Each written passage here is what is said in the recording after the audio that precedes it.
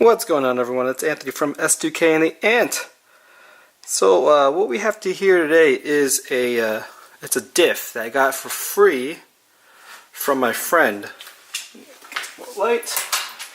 Okay, and basically the reason why this diff was free, well, it was assembled. It was one piece when I got it, but I took it apart, which is really simple. Basically, you pop those things out, and then after that you could take all the bolts off, and then the case pretty much just comes apart, and then there's a few bolts up here, and then the LSD comes out. So when these were in there, I was able to spin one and the other spun. So I know that the LSD is good. Upon disassembly, I noticed the shards of metal just coming out, and then upon further disassembly, I saw that this thing is just completely dead. Like, not dead, but completely just broken. So that's why I got this for free. So a few options. I could rebuild this. It's an Ap1 diff, so it's not as desirable as the Ap2 diff. So I can rebuild this.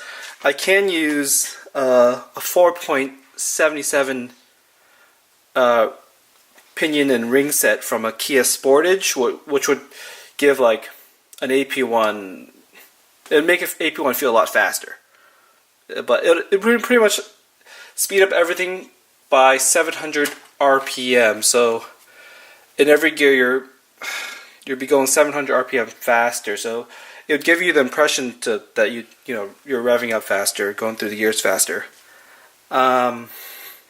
So one of the options is getting a ring and pinion gear from a ring and pinion set from a Kia Sportage. It's like 200 to almost 300 bucks, and that's pretty aggressive. Or I can get a 4.44 set from a Mazda Speed Miata or a RX-3 or something. That's a little bit more expensive. It's like 500 bucks. Or I can just try to find like a stock S2000 one for like cheap somewhere. So those are my options. I'm still trying to figure it out, because if I'm going to go through the headache of rebuilding this with new bearings and all that stuff, because new bearings from Honda, like this roller bearing from Honda, I just looked it up, with like a discount, it's 70 bucks for just this thing, and then you're probably going to replace this collar. Jay's Racing sells like a solid collar for like 80 bucks, I think. So that right there, you're looking like over 130 bucks already. And then there's another bearing in there. And there's like little things like that. They all add up. So just rebuilding this and going with like the stock 4.1 rear end sounds like a lot of work for nothing, because you can buy these working used for about 400, 500 bucks. So if I put like, I don't know, 200 bucks into it, I mean, and then you might not even have a running diff right if you don't do it right. I don't know if it's worth it.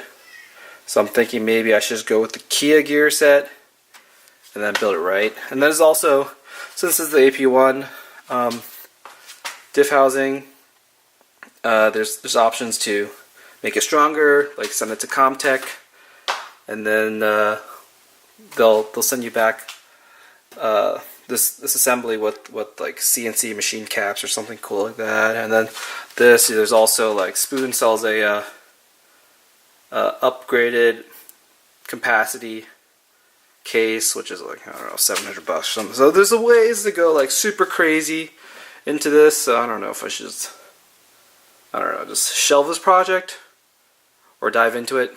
I'm still not too sure. I'm still trying to figure that out. Because sometimes, like, you start messing with one thing, then you're going to upgrade everything, and all of a sudden you have, like, a $2,000 differential. Or you can just buy, like, a used Ap2 one for, like, 500, 600 bucks, and just call it a day. Pop it in, call it a day. So that's my thoughts right now on my diff that I got here. Still trying to figure it out. I don't know, I'm just rambling.